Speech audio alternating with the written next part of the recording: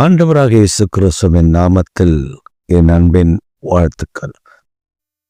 இன்றைக்கு காலை தியானத்திற்காக நாம் தெரிந்து கொள்கிற வேத வசனம் சங்கீதங்களின் புஸ்தகம் 66ஆம் சங்கீதம் 8ஆம் திருவசனம். ஜனங்களே நம்முடைய தேவனை சோத்தரித்து அவரை துதிக்கும் சத்தத்தை கேட்க பண்ணுங்கள். ஜனங்களே நம்முடைய தேவனை ஸ்தோத்தரித்து அவரை துதிக்கும் சத்தத்தை கேட்க பண்ணுங்கள்.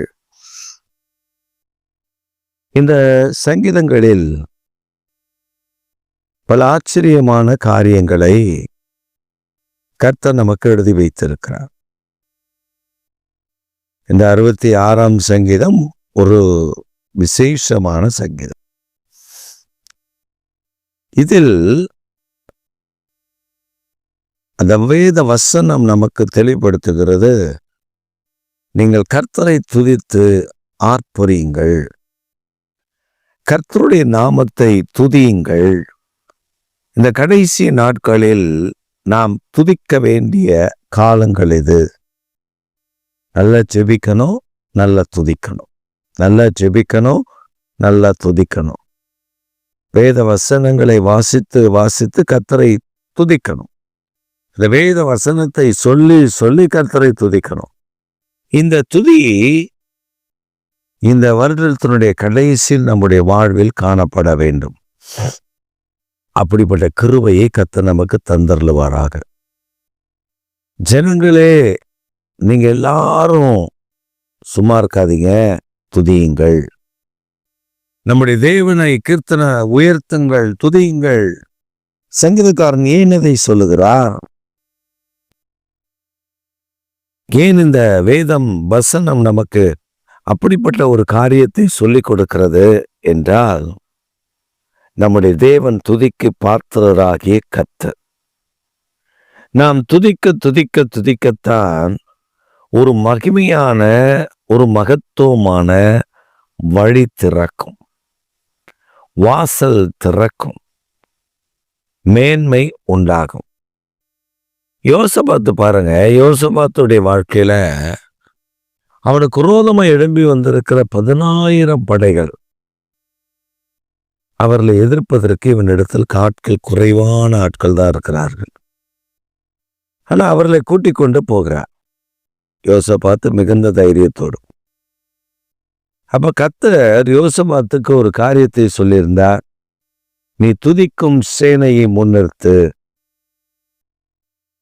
They want and praising and worshiping people before the army. அவர்கள் ஆசாரியர்கள் எக்காலங்களையும் பூரிக்கைகளையும் ஊதிக்கொண்டு தேவனுடைய நாமத்தை துதித்து ஆர்ப்பரித்துக் கொண்டே வந்தார்கள். They exalt the Lord's name. அப்படி அவர்கள் உயர்த்தி கொண்டு வருகிற அந்த காலகட்டத்தில் கர்த்தருடைய வல்லமை அங்கே இறங்கி வந்தது. வேதம் சொல்லுகிறது, எதிராளியான ஜனங்கள், எதிராளியான காரியங்கள், எதிராளியான அந்த சத்துருடைய வல்லமைகள் அழிக்கப்பட்டு முறியடிக்கப்பட்டு நிர்மூலமாக்கப்பட்டு போனது. இவர்கள் போய் உடைமைகளையும் பொருட்களையும் சுதந்திரித்தார்கள். இதுதான் துதிக்கிற ஜனங்களுக்கு கர்த்தர் செய்கிறது. நாம் அவரிடத்துல கேட்டு அவரிடத்துல ஜெபித்து துதிக்க வேண்டும். இப்ப நம்ம இஷ்டத்துக்கு எதையும் செய்யக்கூடாது. பரிசுத்த ஆவியானவர்கிட்ட கேட்கணும். பரிசுத்த ஆவியானவர்கிட்ட எப்படி நான் துதிக்கணும், இந்த விஷயத்துக்கு நான் எப்படி நான் துதிக்கணும்னு கேட்கணும். அப்போ அவர் பேசுவாரா? கண்டிப்பா பேசுவார். யோசுவாவின் இடத்துல ஆவியானவர் யோசுவாவுக்கு கற்றுக் கொடுக்கிறார். எப்படி கற்றுக் கொடுக்கிறாரு? எரிகோவை 6 நாள் 6 முறை சுத்தி வாங்க, 7வது நாள் 7 முறை சுத்தி வந்து 7வது முறை ஆர்ப்பரியுங்கள். அப்ப இத கர்த்தர் தம்முடைய ஜனத்திற்கு, தம்முடைய தேவ பிள்ளைகளுக்கு சொன்ன மாத்திரத்தில் அவர்கள் அதை பிடித்து கொண்டார்கள். அவர் பிடித்து கொண்டது மாத்திரமல்ல, அவர்கள் துதிக்க ஆரம்பித்து விட்டார்கள்.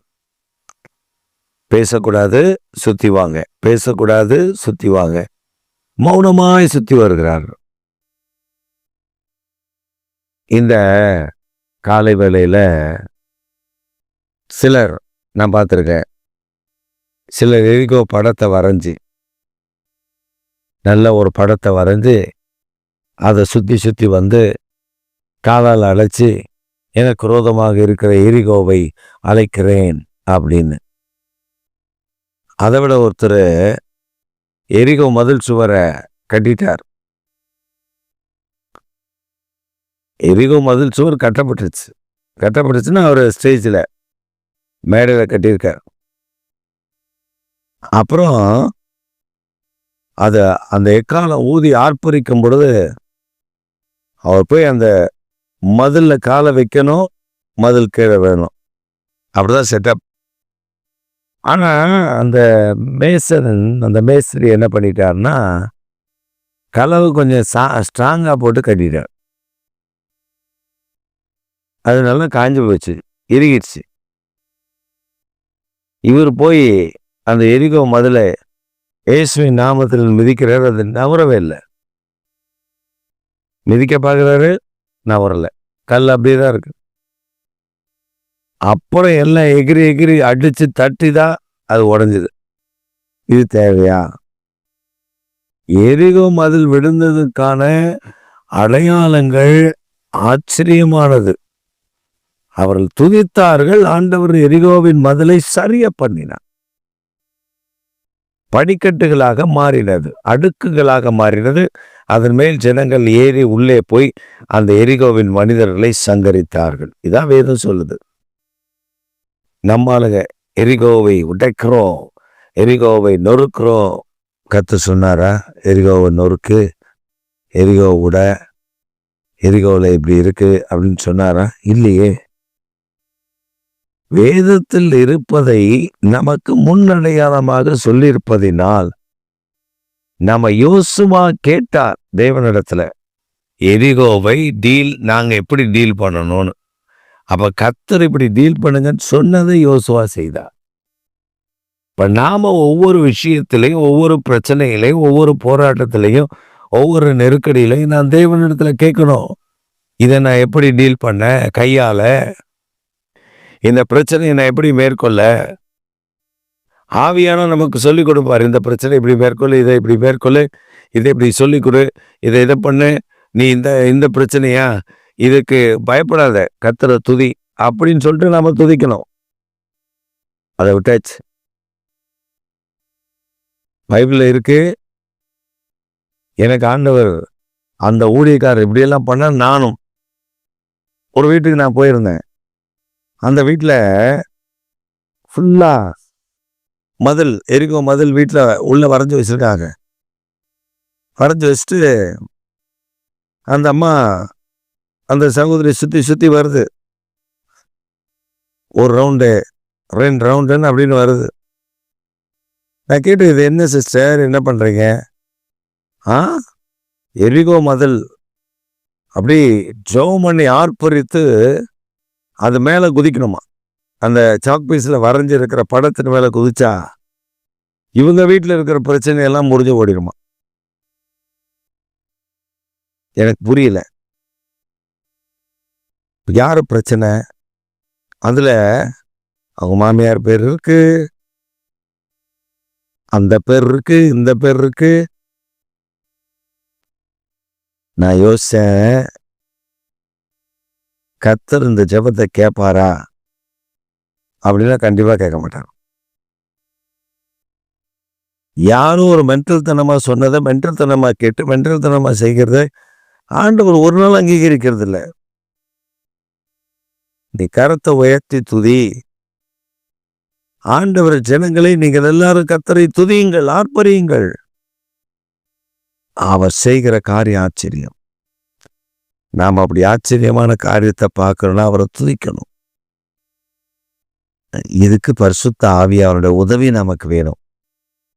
அவர் சொல்லுகிறபடி துதிக்கணும், அவர் கற்றுக் கொடுக்கிறபடி துதிக்கணும். அவன் நமக்கு சொல்லி கொடுக்கிறபடி துதிக்கணும். நீங்க ஆண்டவன் நமக்கு சொல்லி கொடுக்கிறபடி துதித்து பாருங்க, ஜெபித்து பாருங்க, கர்த்தரை ஆராதித்து பாருங்க, உயர்த்தி பாருங்க. அதிசயமா இருக்கும், ஆச்சரியமா இருக்கும், நன்மையா இருக்கும், கிருபையா இருக்கும்.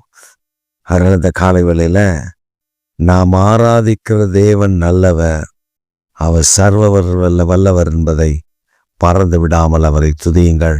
பெரிய காரியங்களை செய்வார். ஆமென், ஆமென்.